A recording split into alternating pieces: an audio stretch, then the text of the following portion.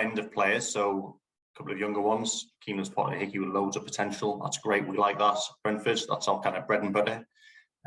Balanced off against Ben Mee. Obviously, more experience coming in, which is good. So I think that's been good. Obviously, time will tell how the players go on. As always, some players you bring in, you think massive expectations, and it doesn't quite work. Some players you bring in and they surprise you, so that can happen. Really like some of the B team players that we bought so far as well. Spent a bit of money there, proper investment in that B team group. And are we going to buy any more? We need to add more in B team, and we may add one or two to the first team if we get the right players in. But we're not after numbers; we're after quality. Mike Dowell, is the current successful strategy of player recruitment and profitable sale sustainable to achieve top half league status? Yeah, I don't see any reason why it wouldn't be. Why we need to change that. I think the difference at the minute is that we don't have to sell to fund the club, which is where we were in the past. So every summer we'd have to sell a player in the championship just to basically cover up. The revenues were lower than the costs without selling players, so we had to do it. In the Premier League, it's viable to sort of, have your costs covered by the revenues, provided you stay in the Premier League, so you don't have to sell the players. And we haven't, as you can see in the last couple of windows.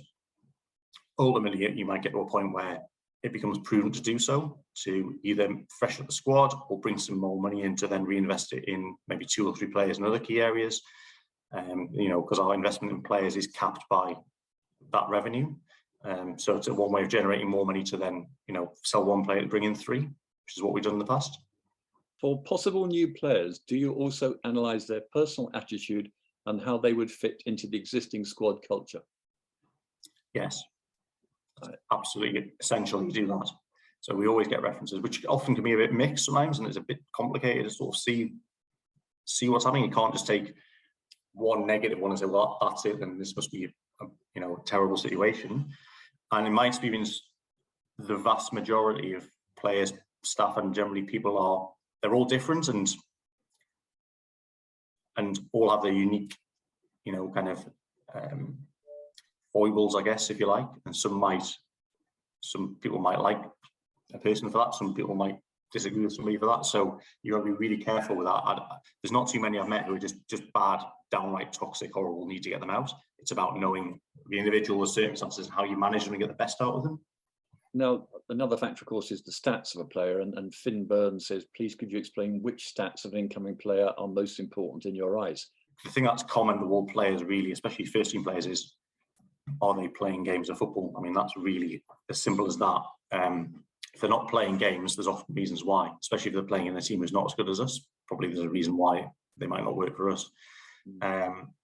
And obviously it flags up potentially why they're not playing. Is it injury issues? What's been going on there? So there's been some case in the past where we've signed players like Joseph Zoom, who was not really playing, but it was a PSV Eindhoven, so you get to sort of weigh that up. So minutes is key, contract status, age, length of contract, they're all key in terms of how you sign the player. In terms of, I guess you mean the things like the data around passes, shots, physical data. Yeah, it varies completely case by case, not just by position, but also by just the need of the team at that time. So, my opinion, perhaps we could do with a bit more pace in the squad. Maybe that's more the priority for now. Maybe next summer it might be a set piece taker, maybe like more better headers of the ball. Maybe you want to get someone in who can do a long throw. So there's all sorts of different variables in play at any one time. We're not unique in the Premier League. Wolves have even more players from one country, that's Portugal. And rumour has it the club is interested in other Danish players, such as Dolberg from Nice or Damsgaard from Sampdoria. Is there a rationale behind this focus on Danish players, or just coincidence? I think it's just something that when we didn't have any Danish players, and obviously when I came in with Rasmus had an insight, having been at Midtjylland, into Danish players, their availability, their willingness and desire to move to England and play in England and be part of something which is trying to get us to the Premier League. So we took obviously Andres Bjelland at that point, not that he was playing in Denmark at the time, Lasse Vibe. And it built from there, really. And then when you got 1 or 2, it makes sense to keep that going. And then obviously Thomas came in, and then we signed Frank Onyeka from Midtjylland. So obviously the pathway from Midtjylland made some sense.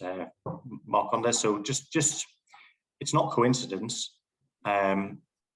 generally what I find is that the Danish guys are not that they're all great guys. They all fit in good. They all know how Thomas wants to play because Thomas has come through the youth phases in the Danish national team.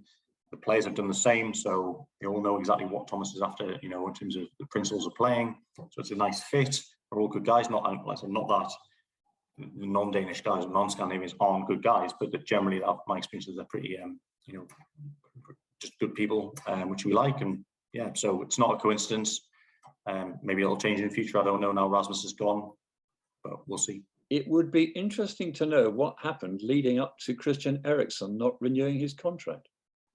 Well, that's a good question. So from my perspective, nothing happened. It was just completely radio silence. It was, here's our offer.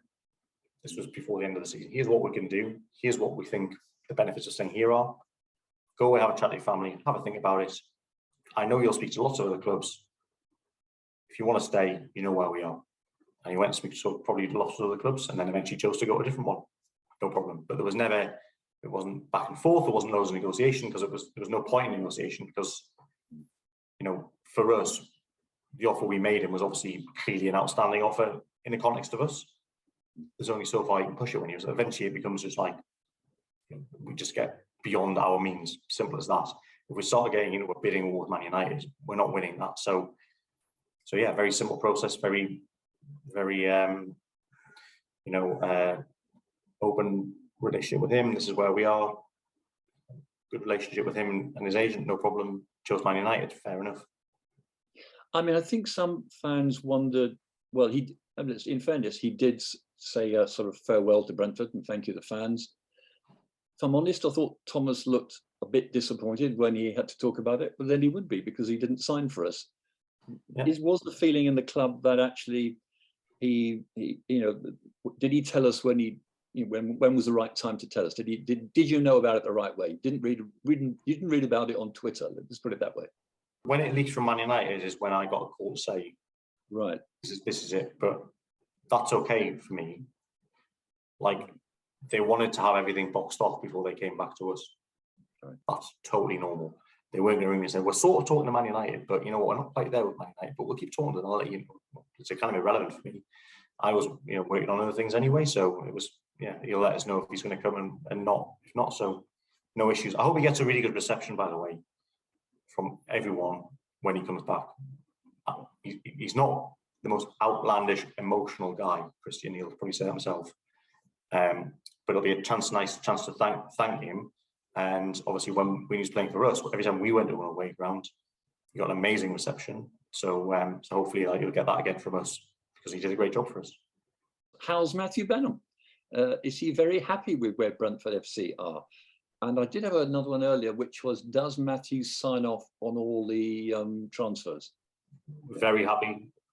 Living the dream, Matthew, isn't he? So yeah, he's perfectly happy. Does he sign off on players? So right, so this is the slightly complex answer is the board sign off on players because that's the board's responsibility. That gets delegated to me, so I sign off on players, and I sign all the contracts when we sign the players. However, as the owner, clearly he has an interest in who we're signing, not only as an owner but as a Brentford fan, and so I will speak to him and pick his brains quite a lot and say, what do you think about this player before I sign it off? And for example, if he said, no, I don't think you should sign him, and I signed him, I probably wouldn't be a director for very much longer in that instance. So there's the real answer. Yeah. Pat Sutton, this is a sort of bit more reflective. In your 7 years with the club, how would you summarise your time here on a personal and professional level? And Stewart Hatcher has now reframed his question as what would success look like for you? So reflect on your 7 years and what you'd like to achieve now. Massively enjoyable. Learning curve, learned some things here which I could take elsewhere, knew some things elsewhere which I brought here. I think I'm actually quite experienced in the job right now. I've done it for quite a long time. Really like how we structured and how I can kind of influence the club and be part of it and help other people do their jobs well. And ultimately, that's what you need to do, because they're the ones who actually play or get the players fit or treat them or whatever it might be. So love all that bit of it. Obviously, I have a very good relationship with Matthew, which is very helpful, because you hear all these nightmare other stories from other clubs about the owners, and how they operate, which we don't have here, which is very helpful. What does success look like for me? So it would be nice to win a trophy for Brentford, the first trophy, proper trophy. I think we can do that. We need a good, usual story. We need a bit of luck, fair wind, good draw, etc. We can do EFL Cup semi-final recently. Yeah. Again, we have to balance that against, look, as in the Championship, the priority was getting promoted.